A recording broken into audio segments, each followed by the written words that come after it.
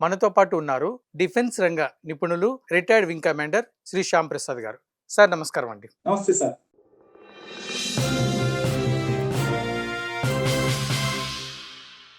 So అంటే మన దగ్గర మిగతా తయారు చేసేటువంటి ఎయిర్ క్రాఫ్ట్స్ ఏవైతే ఉన్నాయో వాటికి కూడా ఈ ఇంజన్ మనం వాడుకోవచ్చు, తయారు చేసుకుని మనమే. ఇప్పుడు మన ప్లాన్ అదే కదా, మీరు భలే అడిగారు. ఇప్పుడు చూడండి, మన ఫ్యూచర్ ప్లాన్ ఏంటి? తేజస్సు, ఏఎంసీఏ, నేవీకి కావాల్సిన ట్విన్ ఇంజను, ఇప్పుడు రాబోయే Su-57 కానీ Su-75 కానీ, వీటన్నిటికీ ఒక్క స్టేజ్ ఉంది. చూడండి, మన దేశ గొప్పతనం ఏంటంటే, మన ప్రధానమంత్రి గారు రేపు 10వ తారీఖు 12 ఏళ్ళు నిరాఘాటంగా అత్యధిక కాలం ప్రధానమంత్రి అంటే ఒక స్టెబిలిటీ, పొలిటికల్ స్టెబిలిటీ, ఒక రక్షణ రంగంలో స్టెబిలిటీ రావాలంటే ఒక ఎయిర్ ఫోర్స్ ఉద్యోగం అంతకన్నా ఆనందం ఏముంటుంది నాకు? చూడండి, ప్రతి ఒక్క దేశం, ఇటు ఫ్రాన్స్, ఇటు రష్యా, ఇటు అమెరికా, మా వస్తువు కొనుక్కోండి 70% అంటారు ఒకరు, 80% అంటారు ఒకరు. ఫ్రాన్స్ ఏమనింది? 70% కొనుక్కోండి, ఇక్కడ నుంచి డైరెక్ట్. రాఫెల్ ఏం చేసాం? Government to government, by and cell 36 రఫాల్స్ ఒకసారికి వచ్చేసాయి. అమెరికా ఏమంటుంది? 80% నేను ఇస్తానంటుంది. రష్యా ఏమంటుంది? 100% మీకు. అంటే మన గొప్పతనం చూడండి, మన డబ్బులు అందరికీ అవసరం, మనతో స్నేహబంధం అందరికీ అవసరం. కాబట్టి వచ్చే మన ఫ్యూచర్ ప్రాజెక్ట్ లో తేజస్ కొత్త ప్రాజెక్ట్ కానీ, ఏఎంసీఏ కానీ, ఈ రెండిటికి కూడా ఈ రష్యన్ ఇంజన్, అమెరికన్ ఇంజన్ ఉపయోగపడతాయి. సో మనకు చాలా కాలంగా ఇంజన్ తయారు చేసుకోలేము, ఇంజన్ లేదనే కొరత ఈ రష్యా ఒప్పందం వల్ల మనకు తీరిపోతుంది. చాలా బాగా అడిగారు. కావేరీ ఇంజన్ తో మనం చాలా కష్టపడ్డాం. కావేరీ ఇంజన్ లో ఉన్న సమస్య ఏంటి? చివరి క్షణంలో దాన్ని ఆఫ్టర్ బర్నర్ అంటాం మేము, మా భాషలో థ్రస్ట్ అంటాం. చివరి క్షణంలో అది విన్యాసాలు చేసే సమయంలో ఇంజిన్ జామ్ అయిపోతుంది, ఇంజన్ ఆగిపోతుంది. అంటే ఏంటి?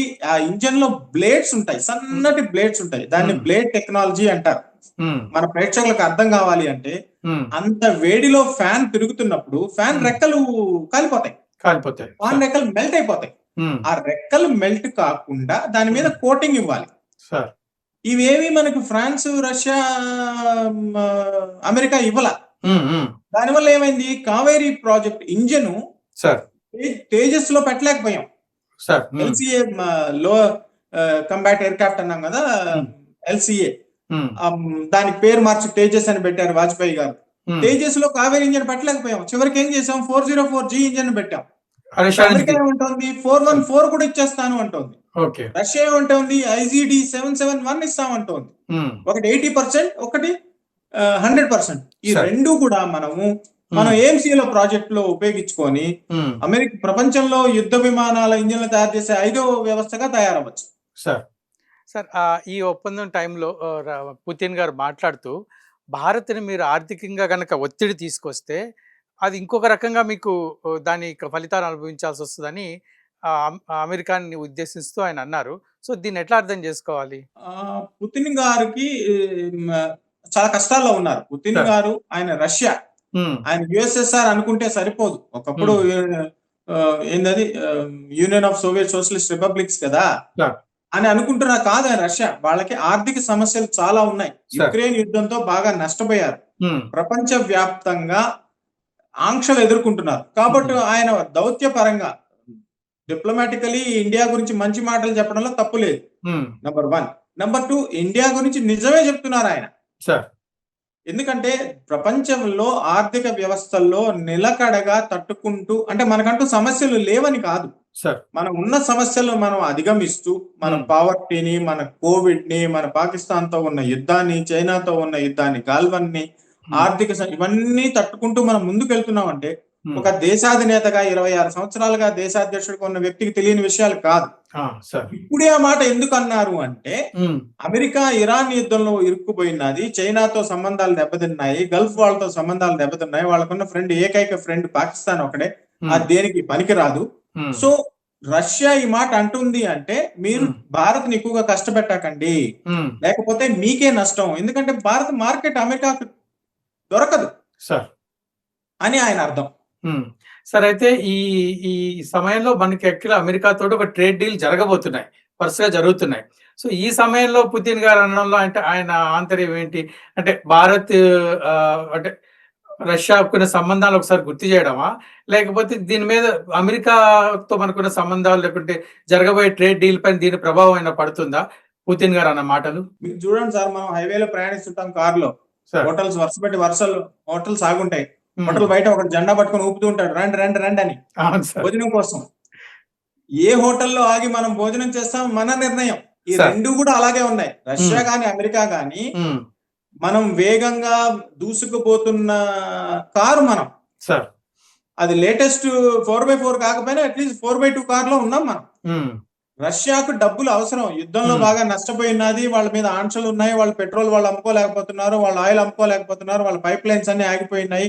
వాళ్ళ అకౌంట్లన్నీ స్తంభించిపోయినాయి. సార్. వాళ్ళకి మన డబ్బు అవసరం. అమెరికాకు కూడా మేక్ అమెరికా గ్రేట్ అగైన్ అనే దానికి మన డబ్బులు అవసరం. మన దేశంలో ఇన్వెస్ట్మెంట్ పెట్టాలి. మన దేశంలో ఉన్న టెక్నాలజీ వాళ్ళకి కావాలి. మన దగ్గర ఉన్న ఇంజనీర్లు అక్కడ పోయి పనిచేయాలంటే అమెరికాకు అవసరం ఉంది.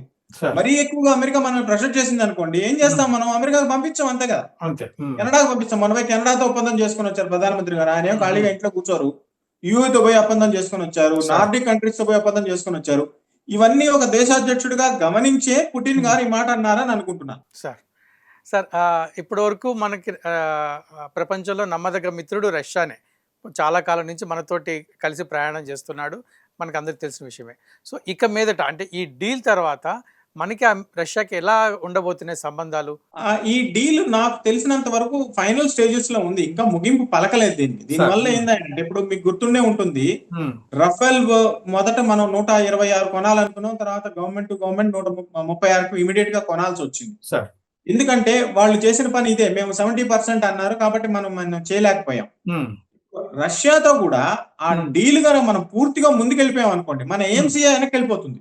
ఓకే. రష్యా కూడా చాలా తెలివైన దేశమే కదా. వాళ్ళంతా వాళ్ళ దేశానికి కావాల్సిన లాభాలు మన దగ్గర తీసుకుంటారే కానీ వాళ్ళకి మనం ఎదగాలని వాళ్ళకి కూడా కోరిక ఉండదు. అవును sir. Is a friend no doubt, is a valuable friend no doubt, but is also a competitor. Number 4 లో ఉన్నవాడు నంబర్ 5 తో ఎలా ఫ్రెండ్షిప్ చేయగలడు? చేయలేడు. సో తను ఏం చేస్తున్నాం, మనం ఏం చేస్తున్నాం? నేను అనుకునేది ఏంటంటే టెంపరీగా మనం రాఫెల్ కొన్నట్టు కొంటామేమో దీన్ని. ఒక 2 స్క్వాడ్రన్లు అంటే ఎంత? మాకు స్క్వాడ్రన్ లో కనీసం 14 నుంచి 15 విమానాలు కావాలి స్క్వాడ్రన్ కి. ఒక 2-3 స్క్వాడ్లు కొన్నాం అనుకోండి, ఈ 4-5 ఏళ్ళు జరిగిపోతుంది. ఎప్పటి వరకు? మన ఏఎంసీఏ వచ్చేంత వరకు. ఏఎంసీఏ వచ్చింది అనుకోండి, మన ఇంజను, మన విమానం, మన ఏవియానిక్స్, మన ఏఐ, మందే సామ్రాజ్యం. దాన్ని ఏమంటారు? వికసిత్ భారత్ 2047. సార్ అయితే ఈ మీరు చెప్పిన దాన్ని బట్టి నేను ఒకటి అనుకుంటున్నా, అది ఎంతవరకు వాస్తవం మీరు చెప్పాలి. మనం ఎప్పుడైతే మన పుట్టపర్తిలో మన యూనిట్ స్టార్ట్ అయ్యి అది ముందుకు వెళ్తుందో దాంట్లోనే ఎలాగా వాళ్ళు తయారు చేసుకున్నారు కాబట్టి మనం కొంచెం ముందుకు వెళ్దామని రష్యా రావడమేనా? అంతే కదా. మనోభావాలు తీవ్రంగా దెబ్బతిన్నాయి అందరికి. రష్యాకి, అమెరికాకి, ఫ్రాన్స్ కి ఎవరెవరే వీళ్ళు నిర్ణయం చేసినప్పుడు ఒక దేశ ప్రధానిగా, ఒక దేశ రక్షణ మంత్రిగా, ఒక రాష్ట్ర ముఖ్యమంత్రిగా అంత ఖర్చు పెట్టి ఒక నిర్ణయం తీసుకోవడం అనేది సాహసోపేత నిర్ణయం. ఈ 3 దేశాలకి అర్థమైపోయింది, ఓరే వీళ్ళు మమ్మల్ని లేకుండానే చేసేస్తున్నారు అని చెప్పి ఇప్పటికిప్పుడు వాళ్ళు పరిగిస్తున్నారు. సాఫ్రన్ అనే కంపెనీ ఉంది, ఫ్రాన్స్ కంపెనీ ఒకటి ఉంది, తర్వాత డాసో ఏవియేషన్ ఉంది, వీళ్ళు జీ ఎలక్ట్రానిక్స్ ఉన్నారు, జనరల్ ఎలక్ట్రిక్స్, తర్వాత సుకోయ్ ఉంది, తర్వాత ఇంకో ఐజీడే వాళ్ళు రష్యా వాళ్ళు ఉన్నారు. వీళ్ళందరూ ఏమంటున్నారు? మా Su-57 తీసుకోండి, Su-75 100%, G414 తీసుకోండి 80%, ఫ్రాన్స్ ఏమంటుంది 70%. వీళ్ళందరికీ అర్థమైపోయింది వీళ్ళని either with you or without you అనే పాలసీలో ఇండియా చాలా స్ట్రాంగ్ గా ముందుకెళ్తోంది. ప్రపంచంలో ఈ కండిషన్ అన్ని దేశాలకు లేవు కదా. ఇప్పుడు చైనా ప్రజాస్వామ్య వ్యవస్థ కాదు. వాళ్ళంతా కట్ అండ్ కాపీ పేస్ట్ వ్యవహారాలు, చీప్ గా తయారు చేస్తారు, రిలయబిలిటీ ఉండదు. మొన్న ఆపరేషన్ సింధూర్ లో చూసాం.